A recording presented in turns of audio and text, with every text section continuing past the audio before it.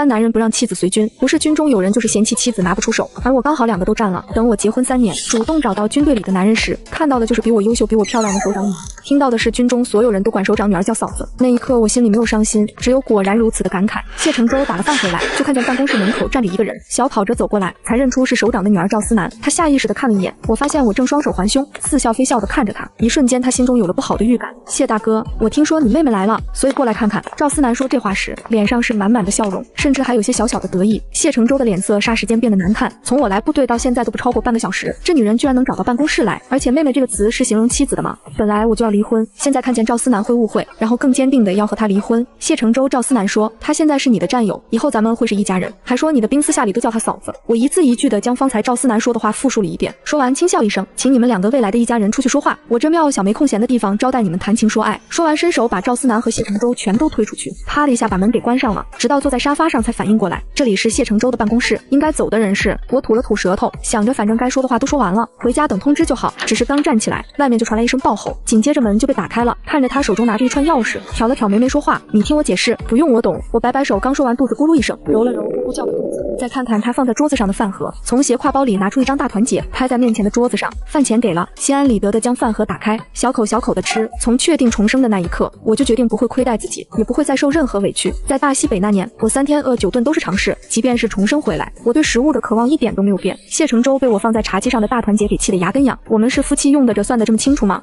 我知道他在看自己，但是看就看呗，我又不会少块肉。吃完饭后盖好盖子，对他说，谢承周，我说的离婚是肯定句，不是疑问句，也不是反问句。谢承周瞧着我小嘴巴巴的张嘴闭嘴就是离婚，长腿一迈3、2步就走到我面前。我说了我不同意，他喜欢我非常喜欢，现在他们已经结婚，是正儿八经的夫妻关系，他坚决不会同意离婚。再说谢家没有离婚的先例，他们谢家的男人对婚姻很忠诚。看着站在面前一脸坚持的男人，我的火气蹭蹭的上涨，非要我把话说的难听是吧？我不管你出于什么原因没有和你们谢家里人说，但我父亲让我嫁给你的时候说的话还记得吗？他说让我嫁给你是为了让你保护我，可你有吗？3年的时间，我被李家那些亲戚折磨得快要疯掉的时候你在哪？我晚上担惊受怕，被人砸了玻璃发高烧，差点死掉的时候你在哪？从下了任务回部队到现在1个小时的时间总会有吧？可你有联系过我吗？仰着头说话有些累脖子，我起身把站在面前的人推开。是当初你出任务很匆忙，也不知道任务一走就是3年，可你真的没有一点点的机会给我打电话，或者是走之前给你家人打电话让他们照顾我吗？谢承周被推得踉跄了2步才站稳，听着我的质问只能紧抿着嘴唇不说话。他记得李父说的话，但是没想过那些人会折磨我。不过他执行任务真的不能和外界联系，不是他不想而是不能，真的把你放在心上，即便是没有机会也会创造机会出来。赵思南说你的兵叫他嫂子，要是没有你的默认那些人敢吗？兵叫他嫂子，要是没有你的默认那些人敢吗？所以我们离婚，你再娶我再嫁各不相干，有什么不好？谢承周听见我说要再嫁，想也没想就把人抱进了怀里。我越说越觉得委屈，我到现在都不知道为什么上辈子自己会过得那么惨。从重生回来，我一直很冷静，不敢哭出来一点，可这回我没忍住，眼泪不受控制的掉下来，慌忙擦了眼泪，想要继续说话时被他抱了个满怀。亲亲出任务是我的责任，可我也真的没有想到会是3年，没有和家里人说，是因为我想的任务结束带你回家，并不是故意隐瞒他们。还有那些战士的话我从来没听过，而且赵思南只是我首长的女儿，我跟她一点都不熟悉。至于你说被欺负，谢承周的话音一顿，对不起，我拼命的挣扎，但是男女力量悬殊太大，我根本就挣脱不开。你放开我，不管出于什么原因，所有的事情都已经过去了，我自己一个人也挺过来了，你说对不起有什么用？而且谢承周，你这些理由真的太牵强了，当初结婚的时候你可是打了结婚申请的，你们首长不同意，你跟我结个屁的婚？你们首长知道你结婚，他女儿还敢在部队自称是你对象，这底气谁给的？谢承周不是傻子，自然明白我话里的意思，可他都已经明确表示过不喜欢赵思南，他为什么要在私下里做这些？谢承周，我本来想体体面面的跟你离婚，你要是再这样抱着我不放，我可要大闹军区了。挣扎了半天，抱着我的力道一点都没有松懈，直到我手脚都没了力气，依旧没放开，心中憋着气没法撒出去，张嘴就在他肩膀上狠狠地咬了一口。谢承周很疼，那里有出任务时受的未痊愈的伤，可肩膀上的疼远不及他现在的心疼。非离不可吗？谢承周没有放开，任由我咬着，直到我放开自己，才轻声地问了一句，对，非离不可。我说的很绝对，一点都没有犹豫，我不埋怨也不抱怨，刚刚说那些也只是表达我想要离婚的决心而已。谢承周放开我后说了句，等我回来然后走了。我深吸一口气，坐在沙发上等着他回来，而此时被我以为去打离婚报告的男人正站在警卫室给战友打电话。半个小时后，他知晓了我这3年来受过的苦，一瞬间心揪着疼。老谢这人谁啊？战友很好奇，天生就不喜欢和女孩子多说一句话的男人，居然给他打电话调查一个小姑娘。不过这小姑娘挺可怜啊，李家的几个旁系可是出了名的混不吝。谢承周艰难地说了句我媳妇3个字就挂了电话，徒留听筒。另一边的战友震惊许久，挂了电话。他想也没想，转身就去了赵首长家。赵国栋刚要骂人，就听见警卫员说谢承周来了，压下心中的火气，转身就去了客厅。反而坐在床上的赵思南脸上却有了笑意，他觉得谢承周一定是过来找他认错的，急忙翻身下去，追着赵国栋也跑到客厅。客厅里谢承周并未坐下，也没有管身后的赵思南是什么表情，直言道：首长，当初我的结婚报告您是盖章同意的，为什么你的女儿会跑到我妻子面前胡说八道？甚至他还说一团的战士们私下叫他嫂子，他本人怎么不知道我跟赵思南同志有那种关系？出任务3年没带部队回来，不仅媳妇要跟他离婚，还多了个冒名顶替他媳妇名头的人，他是对不起我，但对赵思南，他从一开始就是拒绝骄纵跋扈，做事张扬，浑身哪一点都没有他能看得上眼的地方。再说他喜欢的人是我，长这么大第一次对一个女人感兴趣，也是我想要过一辈子的人，也只有我而已。如果不是我的出现，他甚至都没有想过要结婚，连婚都不想结的，他怎么可能和赵思南扯上半点关系？赵国栋的脸色难看得很，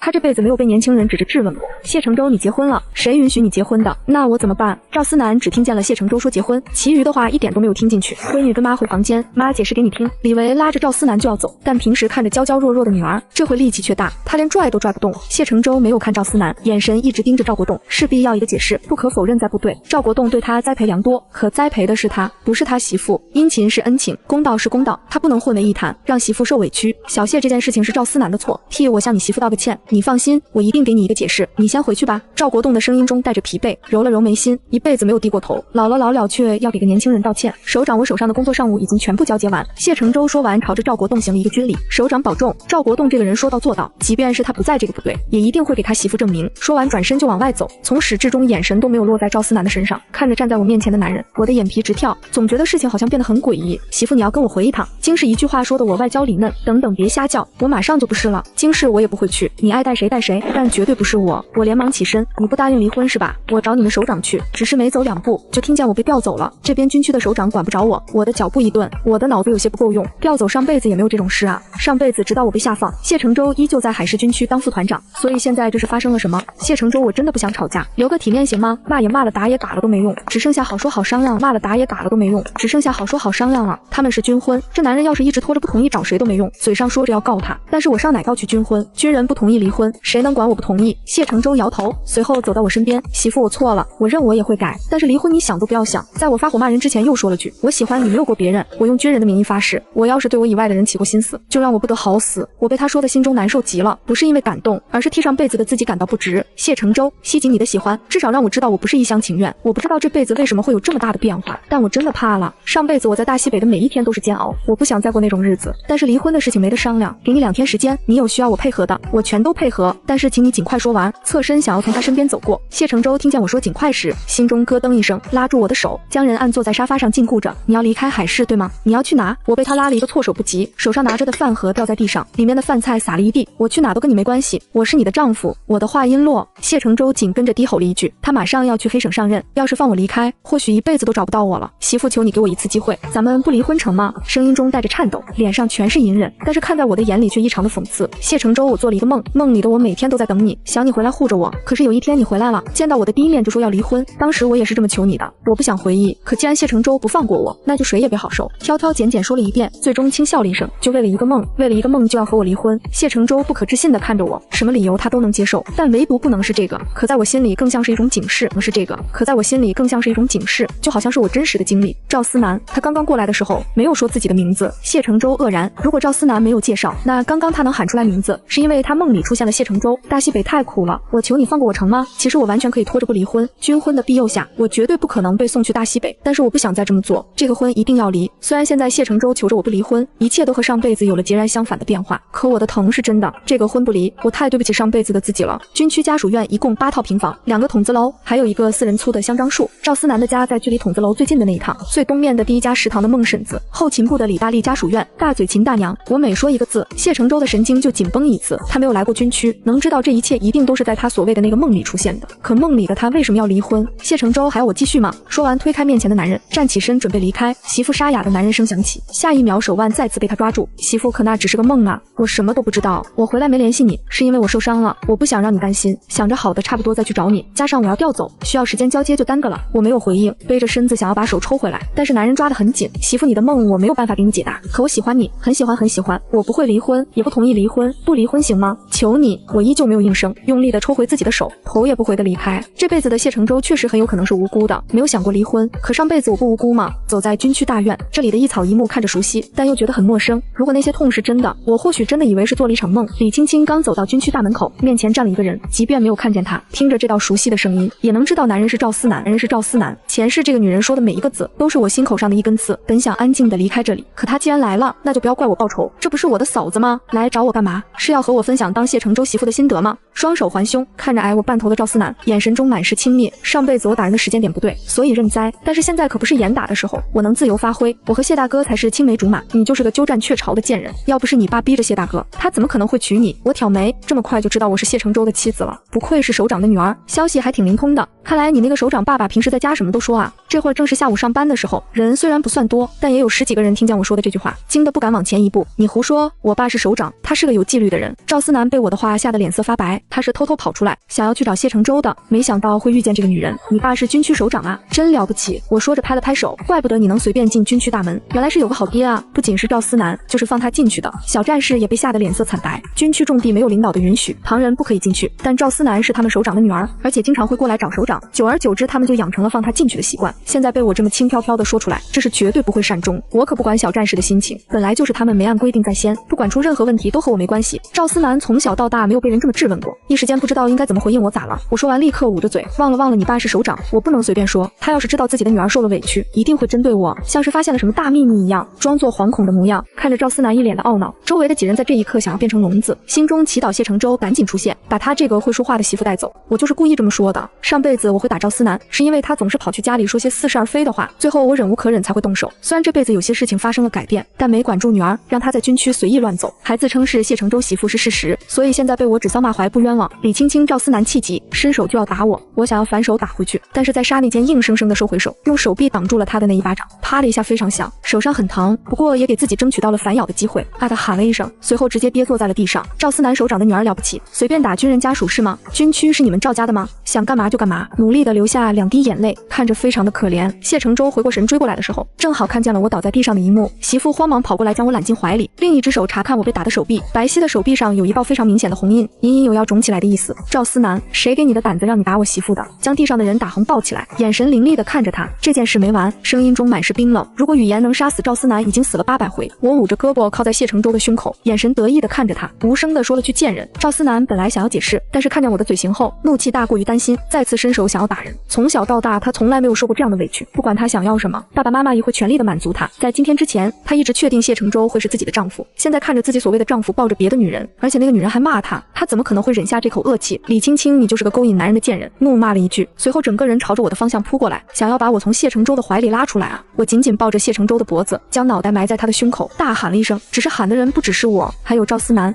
还有赵思南。小心翼翼地睁开眼睛看了一眼，发现刚刚还在张牙舞爪的人此刻趴在地上，是狗吃屎强压住，想要大笑的嘴角，把上辈子难过的事情全都想了一遍，才没有笑出声。怎么报仇都是报，不一定非要伸手打人，打得自己痛快才叫报仇。我要狠狠地往赵思南的心窝窝里扎，不是喜欢谢承周吗？那就表现得爱的给他看看好了，他发疯才会给我报仇的机会，不是赵思南，你要是再乱来，我谁的面子都不给。谢承周本来想要抬脚踢过去，但是想到两鬓斑白的赵国栋，只能抱着人躲开我。谢承周有妻子，在3年前出任务之前就已经登记结婚了。赵思南，我跟你没有任何关系，我从来没有给过你任何靠近我的机会。家属院我只去过几次，而且身边都是有别的战友，在私下里没有和你说过任何一句话。谢承周看着被别人扶起来的赵思南，你母亲第一次找我的时候，我就已经明确拒绝过，我不喜欢你，不会和你结婚。别说现在我是已婚的男人，就是我没结婚，我也绝对不会选择你。赵思南靠在一个文工团的女兵身上，整张脸被说的惨白。谢副团长，思南是个女孩子，你说的有些过分了。说话的人是赵思南的好朋友，平时就喜欢追着他跑，能进文工团是李维帮着牵线才能进去，就会看到好朋友摇摇欲坠的样子，立刻出声为他打抱不平，滚没你说话的份。谢承周低吼一声，吓得那人瞬间闭紧了嘴巴，不敢再说话。我虽然躲在男人的怀里，不过心思却一直在赵思南，瞧着他的脸色难看，心中畅快极了。放我下去，人越来越多，我不想要被抱着挣扎着，想要从他身上下去，而且人都已经利用完了，赵思南的脸都已经丢尽，我的目的算是达到了。别动！谢承周不仅没有放开我，还把人往怀里紧了紧，也让我破口大骂。骂，放开小声的警告了一声，低头看了一眼怀里的人，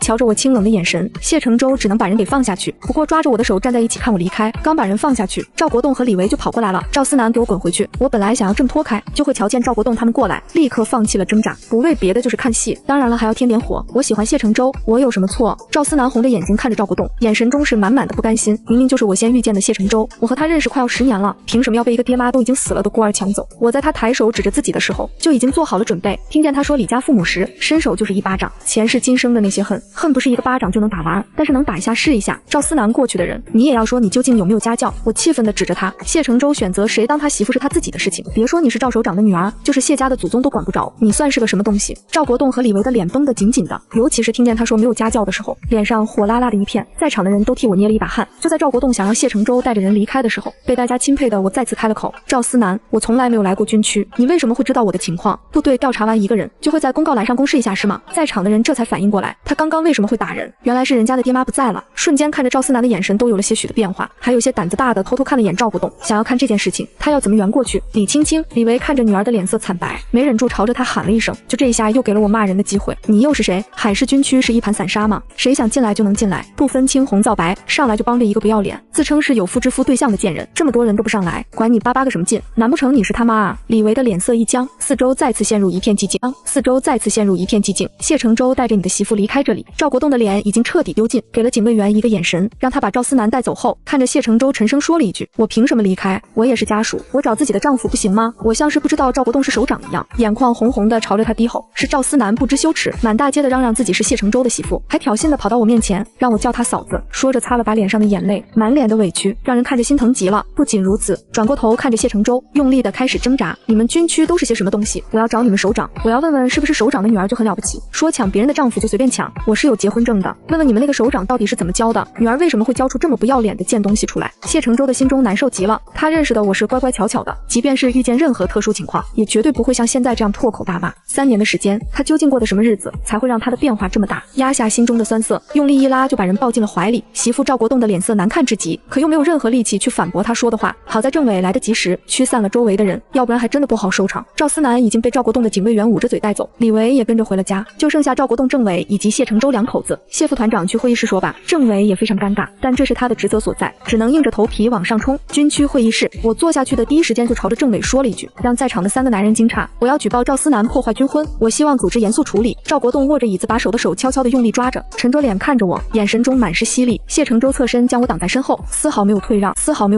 小谢媳妇，别，赵思南同志已经认识到了自己的错误，以后这种事情绝对不会再发生。政委的冷汗直流，可眼下只能先安抚住谢承周的媳妇，他跟谁认的错我没听见。我靠坐在椅背上轻笑一声，您是政委是吧？您当我是聋子，还是将刚刚那些围在一边看戏的军人当成瞎子？赵思南是被赵国栋的警卫员和李维给拖走的，当时他还在挣扎着想要打我，嘴里正不干不净的在骂人，说他认识到了错误，是我很好糊弄吗？李青青，你认识我？赵国栋开口用的肯定句，我在心中冷笑一声，我能不认识吗？上辈子要不是他自己，怎么可能会去大西北，会死在那里？不过那是上辈子，这辈子我可还没见过呢，自然不会承认。谢承周他是谁啊？居然知道我的名字？你们军区怎么像个破筛子，是个人都能叫出我的名字？赵国栋的脸被他说的青一阵子一阵，政委倒是觉得我很有趣，但认真问话的小模样挺招人稀罕。媳妇，这位是赵首长。我皱了皱眉头，很显然对他叫媳妇不是很满意。不过眼下不是处理他们之间问题的好时机，谢承周妻子的身份我得利用到最后一刻。赵首长捂着嘴，一脸震惊地看着他。赵首长说是赵思南的爹啊。赵国栋冷着脸看着我，明明就知道他是谁，但是人家不承认，让他想要发火都无门。赵首长看着您这国字脸，就知道您是个爱国的正直的，不是那种暗藏私心的大好人。我突然间夸了一句，但在场的3个男人都没反应过来，就连谢承周都不知道我想要做什么，不过没有说话，安静地坐在我身边陪着赵首长。我不告了，您中规正直，不会私下里因为今天的事情针对我，是不是？放下捂着嘴的手，慌忙地摆摆手。您放心，赵思南破坏军婚的事情我一定不会说出去。满脸惶恐地看着政委，政委您帮我见证一下，我保证不会再追究赵思南破坏军婚。谢承周被我的小模样逗得差点笑出声，这一手棋打得真好，直接把对方将军了。赵国栋不仅不能针对我，甚至还要在私下里多护着一些，否则我出任何问题都会被人怀疑是赵国栋的刻意针对。想到这里，谢承周的心情又有些沉重，好好的一个天真烂漫的小姑娘，现在居然学会了满盘的算计，不用想也知道是因为这3年来经历了太多，做的一切都是为了自保而已。想到我说的那个梦，再看看现在连句对不起都没有说一句的首长，心情非常复杂。李青青，我保证以后赵思南不会再找你的麻烦，再纠缠谢承周。赵国栋沉声说了一句，算是变相的承认是赵思南的错。我就知道这个赵国栋不是什么好东西，但是人在高位，我没有任何办法。不过今天闹这么一出，赵首长的女儿不要脸，想要破破坏军婚的事情一定会传出去，他们赵家的脸也算是丢尽了，心中有万般不甘心，可他只能忍下再说。我想到了后手，赵家人别想好过，赵首长您是首长，您说了算，我相信您一定会好好教育好他。我轻笑着说了一声，站起身就朝着外面走。赵国栋一定知道我是故意的，可那又怎么样？没有证据我还站着，你有意见啊？憋着。谢承周看见自家媳妇起身，也跟着站起来往外走，眼神始终追着我，没有看向赵国栋和政委小谢，只是起身刚走了2步，赵国栋就叫了一声首长，扫帚没有转身，说完大踏步的走了出去。我从办公区出来，7拐8拐的就朝着家属院的方向走过去。第一次来这里走岔路，找不到大门也没什么问题，对吧？婶子，我的运气很不错，本想着随便找一个人说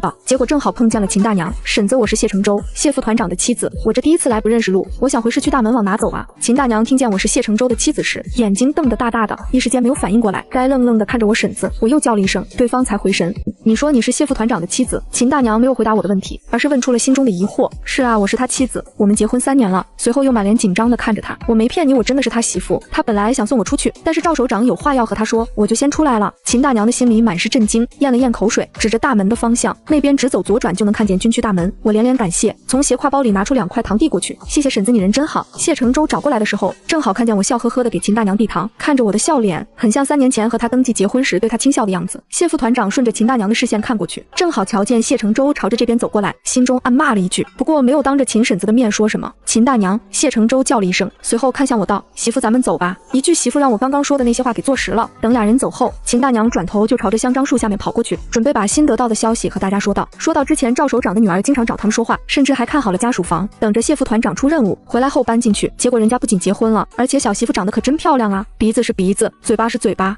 尤其是那双眼睛黑亮黑亮的，看着就招人稀罕。我跟着谢承周往军区大门的方向走，完全不知道现在的家属院已经炸了锅，尤其是赵家，赵思南将整个房间给砸得稀烂，嘴里骂骂咧咧的非常难听。他被押着回去的时候，就已经惹了大家的注意，又有了秦大娘的一手情报，香樟树下面的人越来越多。不一会，赵思南干的那些事传遍了整个军区。赵国栋有心想要阻止，可等他知晓的时候，满军区都传开了，已经没有任何回旋的余地。我就是故意让事情传播的厉害一些，最好是能让赵思南无脸面活在这世上。上辈子那张恶心人的嘴脸，我记得要不是没有靠山，我怎么可能会这么轻易的放过？但凡有人给我撑腰，我都想将赵思南抽筋剥皮。心里想着事情，5分钟的路程也走得很快，不一会就到了军区大门口。只是我都已经走出军区大门口很远，这男人却一直跟着我，加快了脚步，想要甩开一些距离，想要骂人。但从军区到市区里面只有这一条路，总不能不让他走吧？谢承周自始至终不远不近的跟着我，瞧见我加快步子，怕我累着，只能放慢自己的脚步。一路上他想了很多，可不论怎么想，他都绝不会离婚。媳妇，我回到家里，刚要关上院门，谢承周就小跑着过来，想要跟着进去，啪的一下，一点点面子都没有给，像是没听见一样，直接把门给关上了。只是几秒钟后，谢承周，你给我出去，怕李家人再来闹。他都已经把院墙给加固了，没想到这个男人居然能徒手爬进来。当兵的了不起是吧？媳妇，咱们聊一聊行吗？我被气得牙根痒痒，四处看了一眼，瞧着放在墙角的扫帚准备打人，只是刚走了没几步，有一只大掌就把他给拦腰抱了起来，像是在抱闹脾气的小孩子一样，双脚离地，想要抓人又抓不住，蹬了半天什么用都没有，非礼啊，救命啊！我大喊，但也只是喊了2声，就被带进客厅。天旋地转过后，整个人被放倒在了沙发上。谢承周，你想干什么？看着双眼猩红看着他的男人，我的脸上有些害怕。上辈子在大西北，我差点被人强暴，那人就是用这种眼神看着我，然后想要撕扯我的衣裳。好在当时我刚去不久，身体没有像后来那样孱弱，拼了命的推开了那个男人逃走了。但也是因为这件事情，我被冠上了勾引男人的名头，被关在猪圈里整整3天，差点被饿死。这回看着谢承周的样子，不一会的功夫，整张脸就变得惨白。媳妇，我不要离婚，我错了，我会改，但是不要和我离婚好不好？看见了我眼神中的害怕，谢承周的心都要碎了，中的害怕，谢承周的心都要碎了。放开牵制着我的手，蹲在我身边，小声的和他商量。我双眼空洞的看着屋顶的灯，没有给他任何反应。就在谢承周等不及想要再次说话的时候，大门被狠狠的敲响，随之而来的就是一阵谩骂声，声音很大，大到我的身子不自觉的抖了一下。李青青，你给我滚出来！声音刚落下，院子里面就传来噼里啪啦的声音，是外面的人在往里扔石头。谢承周的脸色瞬间变得难看，现在可是白天，要是晚上是不是会更加变本加厉？媳妇，你在屋子里别出去。说完站起身就要出去，只是人还没有走远，手腕就被一只娇软的小手给抓住了。我自己可以。我说完坐起身整理了一下衣裳，随后从沙发下面拿了一把刀，提着就走了出去。谢承周咽了咽口水，他又重庆幸的感觉，幸好他只是想要我安静一些，没想要做什么，否则他的身上一定会多一条疤。你个没人要的小贱人，趁着你姑奶奶不再敢算计你堂叔，今天我要不打死你，李家的脸都让你丢尽了。我手上提着菜刀，躲过他们扔进来的石子，躲到墙角边上，拿起放在角落里的水管，打开阀门，直接朝着外面开始滋水。虽然现在是夏天，不会让他们感冒生病，但能让他们成为落汤鸡，尤其是那个骂我的老女人，一定掐着腰站在门口，正好能给她洗洗嘴啊。李青青，你个小贱人，跟你那个死爹死妈一样，你也不得好死。门外的人确实被我浇成了落汤鸡，来回躲着，嘴上依旧骂骂咧咧不断。我爬上早已经准备好的梯子上，对着他们就是一顿乱喷。小贱皮子嫁人了又怎么样？人家3年都没有出现，肯定是不要你了。谢承周打了电话，走出来的时候正好听见了外面的话，下意识地看了眼站在梯子上的女人，没有看见愤怒。媳妇下来交给我处理。谢承周压下心中的难受，关上阀门就把人给抱了下来。瞧着水流不见，那些人又开始砸门，我没有吭声，任由谢承周将我抱着送进屋子里。前世的经历非常深刻，我现在整个人的精神都是紧绷着的。我回来，我在。谢承周看出我的不对劲，轻声哄着，大手在我的后背上一下一下的拍着，给足了我曾经想要的安全感。不一会儿，外面的叫骂声消失了。媳妇，你坐在这里等我马上回来。打开门走出去，几个穿着公安制服的人站在外面，那些个闹事的人全都抱着脑袋蹲在地上。老谢孟良本想要和谢承周闲聊2句，不久前刚知道他结婚的消息，这会有很多的话想要问，但是看着他脸色难看，瞬间作罢。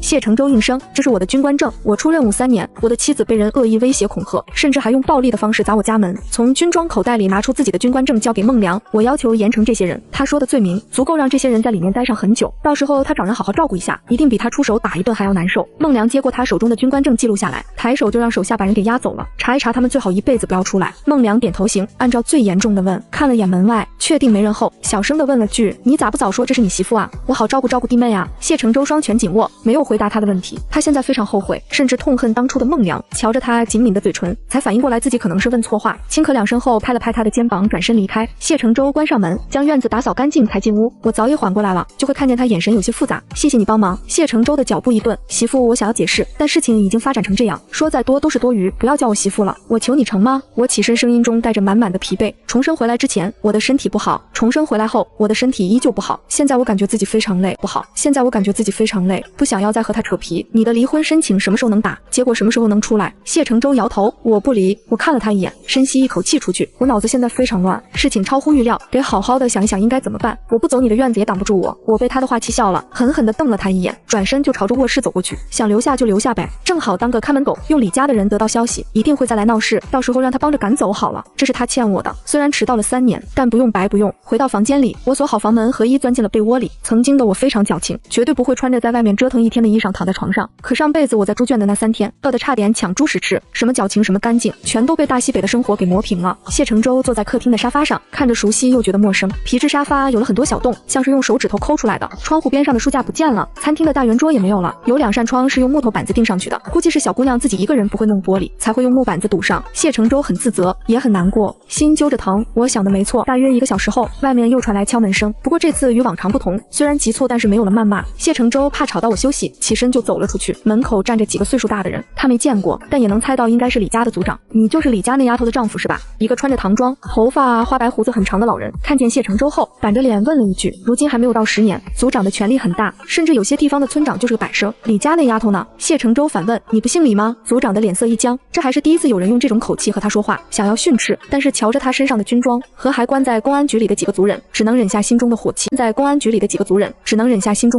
我是李家一族的族长，把他叫出来，让他出来。老头子，找本小姐干什么？不等谢承周回答，我的声音就从后面传了出来，背着手小碎步走得像是在逛街，悠哉悠哉的很放肆。怎么和你曾外公说话呢？老者身后走出来一个男人，看着我的眼神像是要吃了他一样，用嘴说话呢，怎么听不懂啊？要不要我给你们放个屁？不仅是对面的几个人，就是谢承周的嘴角也抽动了一下，这话说的还不如骂人，听着挺憋气。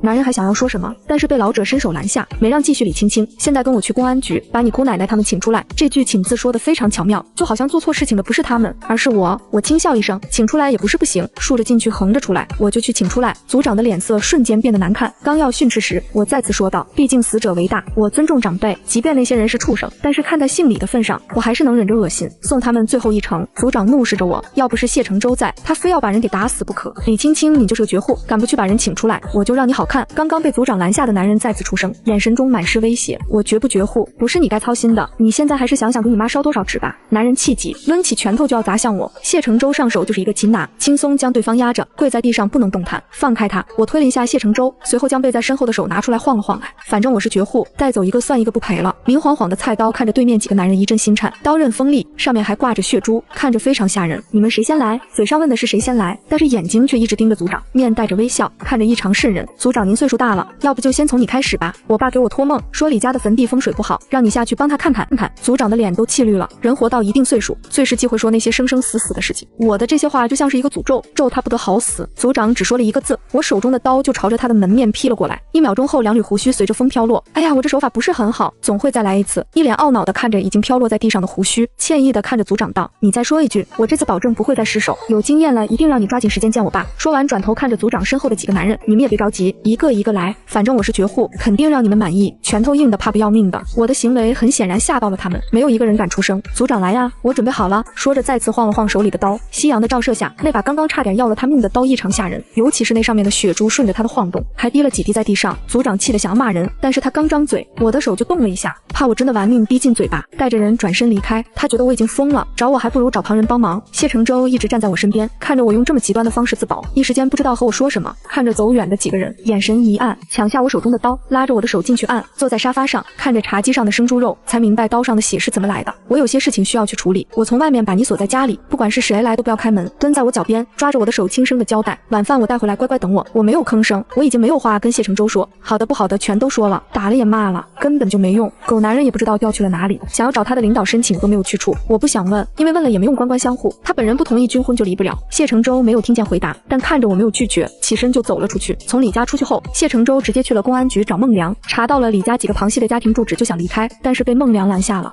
等我几分钟，我跟你一起都是多年的兄弟。谢承舟想要做什么，他心里门清，虽然违背了他的职业，但那些人确实是猪狗不如。刚刚在他们施压下，那些被抓进来的人将这3年来干的事情全都抖搂了出来，远远比他查到的还要恶劣。李父在世的时候，李家的人全都巴结着人一死，那些人邪恶的嘴脸就全都露出来了。谢承舟看了眼孟良，点了点头，转身出去等着他。你调走了？孟良看着坐在身侧的男人，有些舍不得。当初他也是海事部队的一员，但因为一次任务中受伤，所以退伍当了公安。如今看着战友有了更好的去处，他替着高兴，但以后再见面就难了。过几天去报道谢承舟刚下的任务，本身就有半个月的假期，加上调了岗位能休息20多天。本来想带着我提前去黑省收拾屋子，再熟悉那边的情况，然后再回京市一趟，给他买些黑省买不到的东西。结果事情变得非常糟糕，想到家里等着和他离婚的女人，谢承舟想想就脑袋疼。那个我好奇一下哈，你结婚你们家人知道吗？孟良非常好奇。谢家是京市的大家族，世代从军从医，尤其是谢承舟的爷爷，那可是开国元勋。像这种家庭对后辈的婚姻非常看重，不会随随便便的就会同意他娶妻生子。我的家里看着是挺不错，但是放在谢家面前就已经过不上了。不是他看不起李家，单纯的只是因为谢承舟出任务3年，谢家人愣是没有一个过来找他的，所以他想是不是谢家人对谢承舟的婚姻不满意，任由我在海市自生自灭。知道孟良刚想问是不是家里人不同意，结果就听见几个小时之前才知道的。谢承舟说完，靠在座椅上看着外面，后悔2字已经不足以形容他现在的心情，恨世上没有后悔药，要不然他一定会买来给自己吃下。孟良震惊地看了一眼坐在副驾驶的男人，瞧着他一脸懊悔的样子，就硬生生地把想要说的话给咽了下去。从部队取了行李装在车上，只是跟政委打了个招呼就走了。本来准备的欢送会他不准备参加，至于赵首长他更不打算去看。从部队出去的时候换了一身便装，侧头看着越来越远的军区，谢承舟长长的呼了一口气。我梦里不幸的一切都是在这里发生的，好在他不会留下，否则想要让小媳妇收回离婚的心思还会难上加难。揉了揉眉心，坐直身子等着一会收拾人。此时的我正在厨房做饭，谢承舟说的话我一点都没有放在心上。再说现在都已经到了晚饭的时间，等他回来我可能会被饿死。晚饭做的是简单的炸酱面，不过炉子是肉末，吃饱喝足烧水洗漱，收拾好准备去黑省的行李放在一边，上床躺了一会又起身将行李藏在了立柜里。这一世的谢承舟有些让我捉摸不透，还是谨慎一些比较好，要是让他看见行李会很麻烦。想到他坚持不离婚，我的脑袋都大了花。就在我想着应该怎么办的时候，谢承舟回来了，手上提着4个饭盒，媳妇出来吃饭了。房门被敲响，我直接蒙上了被子。就在刚刚，我已经想到应该怎么和谢承舟离婚，他不同意，那就找谢家的掌权人谢承舟的爷爷谢卫国。前世谢卫国虽然没有说过不喜欢我，可也知晓他看不上自己，能和谢承舟登记结婚，完全是因为他并没有通知家里，偷偷和我登记结婚的。而且我重生回来才明白，按照谢家人的能力，不可能不知道儿子已经结婚3年没有来找，意思很明显，就是看不上我，让我自生自灭就是可惜了。谢承舟的母亲那是个非常温柔的人，不过可惜归可惜，婚还是要离，总不能因为婆婆好就不离婚了吧。敲门声结束，我松了一口气，闭上眼睛等着明天给谢家打电话，结束这一切的荒唐。谢承舟的耳力非常好，虽然隔着一个门，但还是能够听见我在翻身的声音。抓着饭盒的手紧了紧，手上的伤口再次渗出了血丝，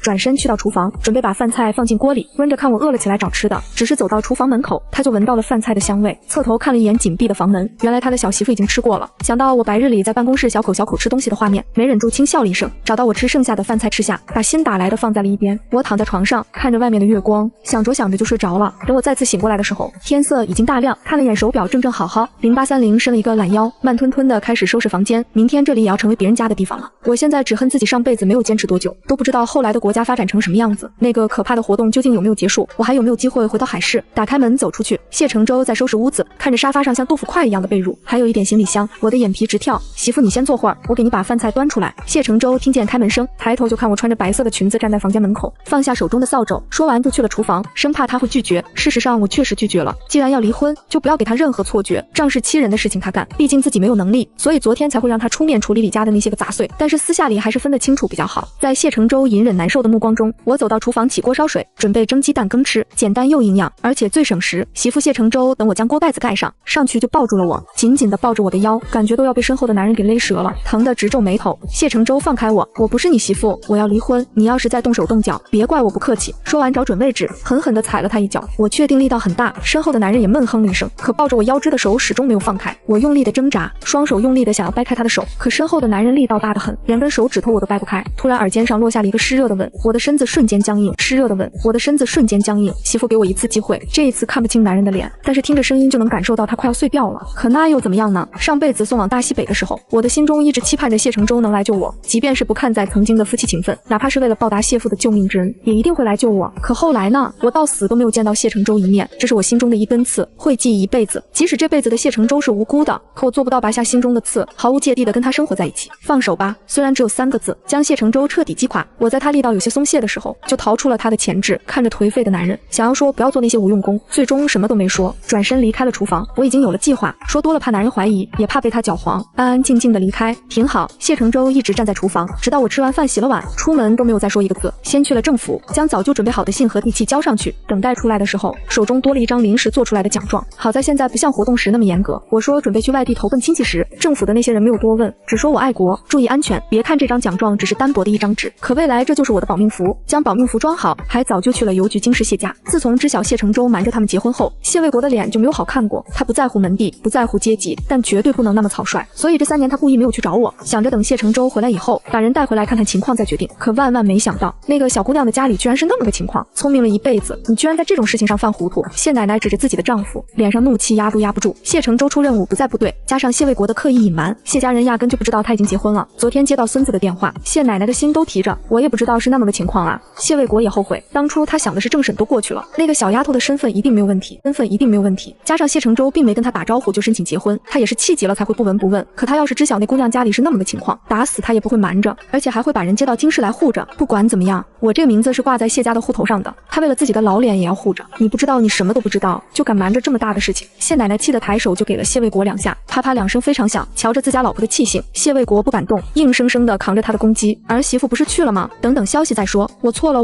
你别生气，确定谢奶奶不会再动手。谢爷爷急忙开始安慰，放你娘的屁。谢奶奶推开坐在身边的男人，转身就想要上楼，只是刚站起来，家里的电话就响了。接啊，你聋啊？谢奶奶看着坐在一边不敢动身的男人，气得又给了一下，然后自己接了电话。你好，深吸一口气，尽量放缓语气和对方说话。我听着熟悉的声音，一时间有种时空穿梭的错觉，压下心中的异样，小声叫了一句谢奶奶好。赵淑娟听着声音一点都不熟悉，可对方喊她谢奶奶应该是认识她。哎，你好女士，我早已经想好了如何去说，快言快语的介绍完自己，紧接着就是说她要离婚，请谢家帮忙。闺女赵淑娟的话只说了一遍，听筒里面就变成了嘟嘟声。挂了电话，眼神不善的看着谢卫国，想要杀了他的心都有。李青青在外面风光无限的谢大首长，被自家妻子瞪得不敢出声，说了一个人我自后不敢再继续说下去。电话声很大，他听见了里面是一个娇娇软软的声音，说要离婚，听着那语气就知道他是认真的，不是在拿捏，也不是在吓唬人，而是真的想要离婚。想到他孙子的性格，谢卫国的脑袋都大了。还是我恶狠狠地看着抢了我电话后挂断的男人，不知道他究竟从哪冒出来的。明明出门的时候还在家里，进邮局的时候也没有看见他，结果说要离婚的时候，狗男人出现了。不仅出现了，还抢了他的电话给挂了。谢承周，你要做什么？邮局的人很多，我不想被人当成猴子看戏。咬着牙质问。谢承周的脸色阴沉，没有回答我的话，拉着我的胳膊就往外走。我想要甩开，可他的力气大到吓人，根本就挣脱不开疼。他吼了一句，随后抓着我胳膊的手变成了牵着我的手。路上我想要喊非礼，但想到斜挎包里的结婚证，只能跟着他回了李家。有那么一瞬间，我恨自己前世今生都很无能，没有任何能保护自己的资本和能力。2辈子我像是一条案板上的鱼，任由旁人宰割。关上院门那一瞬间，我被谢承周扛在身上往里走。你想要做什么？你放开我！被扛在男人的肩膀上，我的胃里一阵翻滚。上辈子我被污蔑勾引男人时，就是这么被吊着挂在树上半天，最后管事的看我坚持不下去会出人命，就把我关进了猪圈里。谢承周听着我的声音中带着惊慌，把人放下来后打横抱起来回了客厅。我这次没有给他留下任何脸面，伸手就朝着他的脸上抓了好几把，虽然没有指甲，可还是在他的脸上留下了几道印记。谢承周没有躲闪，任由怀里的人在他的脸上抓着。李青青本来想想要把我按倒在沙发上，可脑海中浮现了昨天我害怕到失神的那一幕，最终没有那么做，动作轻柔地将我按坐在沙发上，抓着我的双手按在一边，夹着我让我动弹不得。我说了离婚绝对不可能，你死了这条心。他庆幸自己跟着小丫头出去了，否则不知道我的主意这么正，居然会给谢家打电话，让他们帮忙办理离婚。他现在都要崩溃了，为什么他没有做那个梦？即便是死也要让他死得明明白白。从我说出秦大娘等人的名字时，就已经相信了我的话，尤其是我能直接打谢家的电话时，更加确定在那个梦里他造成了非常严重的后果。可那只是梦，他什么都不知道，凭什么要被判死刑？谢承周，你大爷的，我要打死你，打死你！我说完，小脖子一扭，就额头撞向了男人的鼻子，霎时间谢承周的鼻子鲜血直流，滴在白色的裙子上，晕染出了朵朵红梅。看着最喜欢的裙子被染上颜色，我更来气了，你个王八蛋，我要杀了你！喊了一声，再次扬起脑门想要撞他，但是有一就没有二，我没能成功撞了个空。不过虽然没有撞到，他却得到了自由。看着站在面前的男人捂着鼻子，不可置信地看着我时，心中没有开心，但是也没有难过。咚咚咚，敲门声响，我下意识地瑟缩了一下，不是我胆子小，这是前世今生加起来好几年的本能反应。起身想从沙发下面拿出藏起来的菜刀，可摸了半天都没摸着，蹲下去看了一眼，结果藏的地方空荡荡的，什么都没有，灰都被擦干净了。坐着等着我去看看。在敲门声响的时候，一瞬间谢承周拿起放在一旁的纸，简单的擦拭，一说完就走了出去。我瘪瘪嘴低头看着裙子上的血迹，气得牙根痒痒，走进厨房找了一圈，最后出来的时候手上多了一个擀面杖。谢承周那个狗男人居然把菜刀全都藏起来了，以为来的是李家人，气势汹汹的走出去准备骂人，结果刚走到院子里，整个人顿时愣在了原地，眨巴眨巴眼睛，确定来人是周文婷，是谢承周的母亲，她的身后还跟着谢承周的父亲。谢天慌忙把举着擀面杖的手藏在身后，反应过来我想要离婚，又重新拿了出来，轻轻我是谢承周的母亲，声音温温柔柔的，起步走到我身边，牵着我的手，脸上满是歉意。伯母看着熟悉的人，我差点失口叫妈，只是话到嘴边被硬生生咽下，傻孩子叫什么？伯母叫妈才对。周文婷轻笑着看着我，爸妈也是昨天刚知道你们结婚，连夜坐了火车过来了。说完没有给我反驳的机会，以后看着谢承周道，臭小子，这么好的儿媳妇还藏着掖着，好的儿媳妇还藏着掖着吧。这幅画面让我觉得非常讽刺，将周文婷抓着的手抽回来，礼貌笑了一下，随后带着人进了客厅。伯母，我要离婚。早上我给京市的谢家打了电话，谢首长夫人接的我任何东西都不要，只要离婚，没有倒水，也没有任何铺垫，直接说明了自己的心意。孩子妈知道你受委屈了，想要怎么惩罚那个臭小子都可以，但是离婚这种话非常伤感情。周文婷说完，拿起我放在一边的擀面杖，照着谢承周就是一棍跪下。前世今生，这是我第一次看见周文婷这么彪悍的一面，不仅是我吓了一跳，就是坐在一边的谢天也瞬间身子一抖，扑通一声，谢承周跪在了地上，正好对着我的位置。伯母没必要这样伸手，将还想打人的周文婷拦下。当初结婚是我父亲逼迫，所以被谢家放置3年是我活该。我不是心疼谢承周，而是不想妥协，这一下下得下去，最后会被道德绑架的，上不上下不下。谢家最应该收拾的人不是谢承周，而是谢家的当家人谢卫国伯母。看着周文婷想要继续劝说，我连忙出声阻止，不管因为误会也好，私心也罢，事实是我受了3年的苦，离婚后也变成了二婚，可能一辈子都嫁不出去，但是我认离婚，我不后悔。拿下擀面杖放在一边，谢家在京市是什么样的我不知道，但是我知道谢首长一定早就知道谢承周结婚了。当初我父亲救下受伤的谢承周，其实并非是为了要挟他做什么，只是临终前身不由己，想要给我找一个稳重的丈夫和靠山。我说完轻笑一声，不过最终救命之恩让我们父女俩弄得变了味，你们谢家不想承认是对的。这话说的周文婷和谢天脸烧的要命，想要解释，但谢卫国当初应该就是这种想法，才没有告诉他。现在周文婷是有苦难言，谁能想到谢卫国会在这件事情上犯了这么大的糊涂？媳妇没有我自愿的，我说我喜欢你，我喜欢你才跟你结婚的，不是因为报答。我看了眼谢承周，嘲讽的笑了一声，比较喜欢也别叫爸，你没有完成丈夫的责任，也没有做到女婿的义务。你出任务的第2天，我爸就没了，你现在叫他老人家也听不见，叫了也是白叫。我知道你身不由己，而且从始至终我一直都没有埋怨过你，但有些事情错过了就是错过了，哪怕你现在给我摆个金山银山出来，我已经没有任何想要的欲望了。我说完转头看着周文婷和谢天，伯父伯母，这段失败的婚姻中，我们李家也有推卸不掉的责任，不过算来算去也麻烦别算了，就这样吧。如今我只想要离婚，还请伯父伯母成全，就当谢家还了我父亲的救命，以后谢家和李家两不相欠。起身朝着2个微微弯了弯腰，这点是谢家不需要我也能办到，祝2位无礼了。周文婷深吸一口气，转头让谢天带着谢承周出去等着媳妇。谢承周不想出去，但是我根本就不看他，最后还是被谢天给拉着出去亲亲。真的想好了，确定要离婚。周文婷拉着我的手坐在沙发上，嘴上是这么问的，但是她不瞎，能看得出来小姑娘已经想好了，是一定要离。看得我一脸坚定的模样，想要劝说的话卡在喉咙间，不知道应不应该说出口，可是想到刚刚儿子祈求的眼神，最终还是决定劝一劝。青青伯母知道你心中有气，对谢家很失望，让我儿子我了解，但凡不是他自己想法要去做的，不管是谁都不可能让他低头。说完轻叹一声，伯母知道你受了委屈，我们谢家有错，无论因为谁或者是因为什么，是谢家人对不住你。我听了周文婷的话，心中有了个大概，谢卫国这个人他果然没看错，他能理解谢卫国的心情，但是绝对不敢苟同，没有吭声，低着头听着他的话。在他看来会变成现在这样，完全是因为谢卫国自大，甚至可以说压根就没有承认他这个孙媳妇的事。但是青青，你可以不想相信，我不相信谢家，但是要相信你父亲。我听懂了他的话，抬头轻笑了一声，伯母，你要不要去海市的部队打听打听，谢承周的妻子是我还是另有其人？周文婷一愣，显然没有明白这句话的。我看见了他脸上的疑惑，但是没有做任何解释。接着道，伯母非常感谢您从京师那么远的地方来到海市，为了我和谢承周的婚姻操心。不过我心意已决，有些话不必多言，大家彼此心中都清楚。说完轻笑着说了一句，伯母，我要坐明天一早的火车离开海市，我相信以谢家的实力，定能还你一个自由之身。周文婷心中一惊，她没想到小姑娘想要离婚的心思这么坚定，已经决定离开海市，不在这边生活。青青能告诉伯母你要去哪里吗？她在电话里听谢承周说，小姑娘父母都已经去世了，家里的亲戚全都欺负她，所以听见她说要离开这里，心中满满的疑惑。现在的世道看着太平，但她长得这么好看，如果没有人保护，不知道会发生什么难以接受的事情。伯母祖国这么大，去哪里不是生活呢？我不想和任何人说自己的去处。如果谢承周痛快地答应离婚，或许我会说，但是现在不会。按照他如今的心思，可能会跟着我去黑省，到时候又是没完没了的纠缠，我不想要过那种日子。周文婷明白了我的心思，随后叹了一口气，丫头，既然你心意已决，伯母一定成全你。伸手在我的脑袋上摸了摸，虽然你离婚了，但京师的谢家一直会是你的后盾，不管有任何问题，都可以给伯母打电话，这是我们谢家欠你的，也是伯母答应的。无论什么时候，无论什么事情找伯母，我一定会拼尽全力。我点头，并没有推辞说不需要。虽然我做了自己能做的一切准备，但如果真的有保不住自己的一天，我一定会找周文婷帮忙。院子里，谢承周站在窗户边上，看着里面说话的两人，心中不好的预感越发强烈。儿子，咱们走吧。周文婷走到院子里面，声音艰难地对着满脸希冀的儿子说了一句妈。谢承周低吼了一声，转身就进了屋子里，3步并2步爬上2楼，站在了我的房门口。媳妇，你把门打开。声音中带着祈求，一遍遍地叫着。媳妇可都没有得到回应，我的耳朵里面塞了纸，掀开被子，直接蒙头躺在了床上。虽然不能彻底隔绝外面的声音，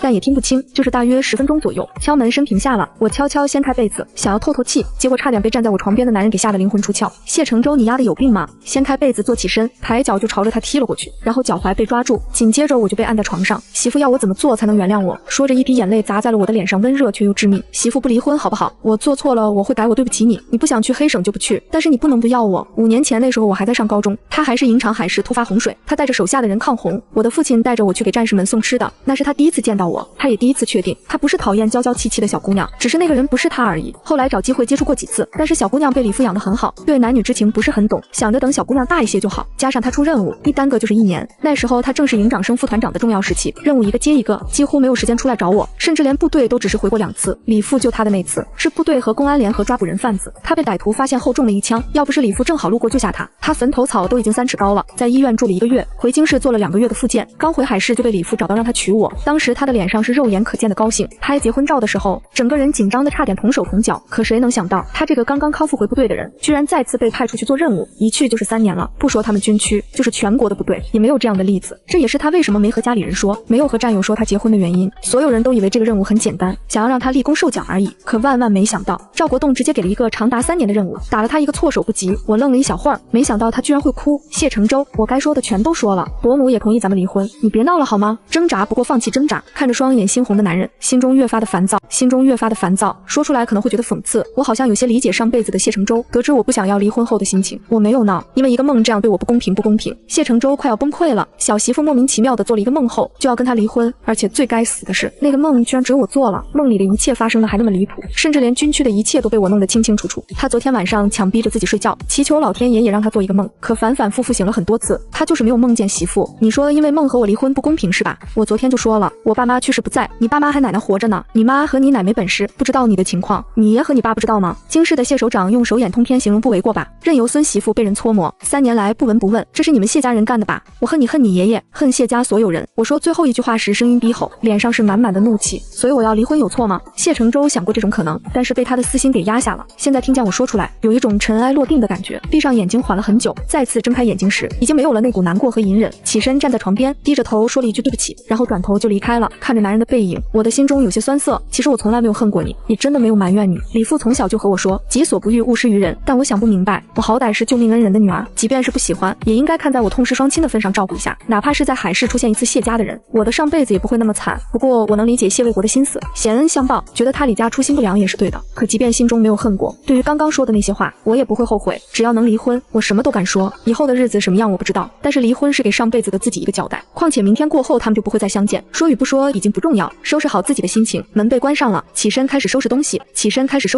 火车票其实是后天早上的，周文婷说是明天，只是不想有太多的牵扯下楼，坐在客厅的沙发上，脑海中全是小时候爸妈在世时的画面，很欢乐很幸福，可最终是我无能将日子过成了这么凄惨。周文婷在谢承周进门的时候想要拦下他，最终任由他上去碰壁。身为丈夫，即便是在身不由己，都不能把娇滴滴的媳妇放在家里，一走就是3年。当然这其中谢卫国的责任最大，小姑娘排斥谢家是应该的。叹了口气，带着谢天去了不远处的邻居家里，打听这3年来的情况。谢承周说，我受了很多的委屈，可也没有说任何具体的情况。如今他们已经从京市过来，不管我还会不会是谢家的儿媳，但总要把情况问清楚才对。这是谢卫国造成的错，他作为儿媳妇自然是要帮忙善后，虽然现在善后已经没有任何意义，可该有的态度绝对不能差，至少等以后小姑娘再嫁给别人时，不会因为这些而被人瞧不起。想到我那么个乖软的女孩子没能成为他的儿媳，周文婷侧头瞪了一眼谢天，废物自己儿子结婚了都不知道，小声的骂了一句，不管一脸难看的男人，敲响了邻居家的大门。10分钟后，周文婷羞红着脸从邻居家里出来，没有再去李家，是心中对我的愧疚越发的浓烈。刚走到李家大门口，谢承周就垂着脑袋走了出来，妈，你们找个招待所先住下，我晚点过去找你们。说完不等周文婷和谢天说话，抬脚就朝着胡同口跑了出去。谢承周一路小跑着去了街道办事处，拿着军官证查到了我开的介绍信，存根看着上面的目的地，阴沉着的脸上有了笑意。他要去黑省，媳妇也要去黑省，所以他们之间的缘分没有散尽，只是想到我坚持离婚的样子，脸上的笑容又消失不见。工作人员看着谢承周，一会笑一会阴沉着脸的模样，站在一边不敢出声。谢谢你添麻烦了。谢承周将存根还给工作人员，到了谢转身离开了这里。我还不知道自己的行踪已经暴露，这会正在家里和面，等面发好后蒸点馒头在火车上吃。整理好一切后，坐在沙发上看着角落里的2个绿色，我的眉头皱了皱，转过头装作没看见，反正他总会回来找，到时候政府的人会还给他。经是谢家谢奶奶接到了周文婷的电话，当他知晓我这3年的遭遇后，拿起手边的茶杯就朝着谢卫国砸了过去，啪的一声，茶杯掉在地上，谢卫国的衣衫也被茶渍沾湿。瞅瞅你干的好事！谢奶奶怒骂一声后，捂着胸口喘粗气。谢卫国顾不得身上的脏污，慌忙替他拍后背顺气。周文婷的话他也听见了，现在后悔也没有用，只能忍下家里人的埋怨，不敢吭声。明天妈给你汇钱，不管怎么样都是咱们谢家的错，即便是离婚，也不能让孩子受了委屈。谢奶奶推开谢卫国，朝着电话里面的周文婷说了一句，妈，大姑娘说明天的火车就要走了，离婚的事情让谢家出面处理。周文婷也是无奈，倒是谢奶奶的话提醒了她，身上带了一个存折，现在去取出来也来得及。慌忙说了2句就挂了电话，带着谢天去邮局取了1000块钱出来。我刚想洗个澡，又怕谢承周突然间冒出来，就拖着没有动身。听见敲门声，下意识的以为是他气势汹汹，拎着2个行李箱就去开门，结果是谢天2口子。伯母您来的正好，这是谢承周的行李，您收好，将行李放在院门外，还请原谅后辈的失礼，不方便再请2位进去。说完不等周文婷说话，就准备关门，结果他伸手拦下了伯母，只说2句话，周文婷收回手，从口袋里拿出一个厚厚的信封交给我，你说你要出门，这是伯母的心意，以后一个人在外面注意安全。我看了眼信封，目测应该是在1000块钱左右。伯母无功不受禄，您的好意我心领了，但是没必要这么做。轻轻周文婷还想要劝说，我看出他的意图，连忙说了句，伯母时间不早了，您和伯父早些回去休息吧。随着话音落，门也被关上了。1000块钱对于旁人来说确实很多，但是对我真的不算什么。之前就说李家是资本家出身，虽然现在已经落魄，但瘦死的骆驼比马大，几万块钱我还是有的。再说我们都离婚了，要谢家的钱算什么？谢承周的命就值1000块钱吗？还是觉得亏欠了我，所以想用这点钱补偿吗？不管是哪一个，我都不会接受我爸就谢承周，然后用救命之恩让他娶自己。已经算是交易结束以后，我宁愿两不相欠，也不要再有任何瓜葛。再说万一我真的又走到上辈子的那种无助的路口，一定会找周文婷帮忙。这钱现在收下，以后想要找人帮忙就没有理由了。晚上我躺在床上，看着外面的月光，一点睡意都没有。前世今生的一幕幕像是电影一样，一个劲儿的往我脑子里钻，尤其是在大西北的那段时间的记忆，那种疼痛和无力感让他惶恐。坐起身揉了揉头发，不知道为什么会失眠，打开灯看了眼时间，已经半夜0230了。李家门外，谢承周站在不远不近的地方，对着院子发呆，看着我房间的灯亮了一下，随后又灭掉，强忍着想要翻墙进去的冲动，没有上前摸了摸怀里的东西。他觉得事情还有挽回的余地。这一晚上一个人站在门外面没有休息，一个人躺在床上没有睡着，等天亮的那一瞬间，李家的门被敲响了。昨天政府的人说会过来看看房子，我以为是政府的人就开了门，结果发现居然是谢承周来送离婚证嘛。站在门口的男人满脸胡子拉碴的不说，看着像是一晚上没有睡觉。不过这些都不是我应该关心的，我现在只想要离婚证，能不说话吗？我皱着眉头看着他，不能孤男寡女共处一室，我没有那种癖好，有话快说。谢承周没有再说话，动了动手指，然后从衣服口袋里拿了一张纸出来，交给了他，以为是结婚证，有些激动的打开看了一眼，只是下一秒他差点炸毛，气蹭蹭的上涨，恨不得把面前的狗男人给杀了泄愤。谢承周，你这样会害死我，你知道吗？紧紧抓着手中的房契，低声吼了一句，我前脚才把房产给捐出去，拿着政府给我的奖状，觉得有了保命符的第二天，谢承周这个男人居然把我的房契给要回来了。媳妇，你看上面的名字，我刚刚只是看了地址，就会听见谢承周的话，再次看了一眼，然后差点被气晕。谢承周，你他妈故意的是吧？我保证真的是为了骂人而骂人。房契上的归属不是我，也不是谢承周，而是谢卫国。明明知道我对谢卫国的意见很大，之前我都说了讨厌这男人，居然把李家老宅的房主写成了谢卫国。媳妇，咱们先进去行吗？在这说话容易让别人听见，嘴上说的是商量，但是人已经走进来，关上门，拉着我的手往屋里走，甩开男人的手，把手中的房契扔给他。你爷爷的东西，你这孙子替他收好。谢承周知道我是在骂人，但是无所谓，能把媳妇哄好，别说骂，打个半残都行。慌忙把想要上楼的人拦下，但揽着他的肩膀不让他走。媳妇，你先听我说，就5分钟，就5分钟，我感觉自己要被折磨疯了，就是想要离婚，怎么就这么费劲？说，赶紧说。说完咱们去民政局。郑托开他的前置站得稍微远了一些，一脸的不耐烦。媳妇，谢卫国同志只有一个儿子，我也没有兄弟姐妹，所以这个房契最终还是我的。再说谢卫国同志是军区的首长，是开国元勋，即便是你说的那个活动在眼里，也不会影响到他，所以我思索再三，才把这房子买下来，挂在了他的名下。不管怎么样，你是他的孙媳妇，没人敢动这个房子，也不会有人再打你的主意。我被他的话给气笑了。谢承周，你爷爷知道他的好大孙子这么算计他吗？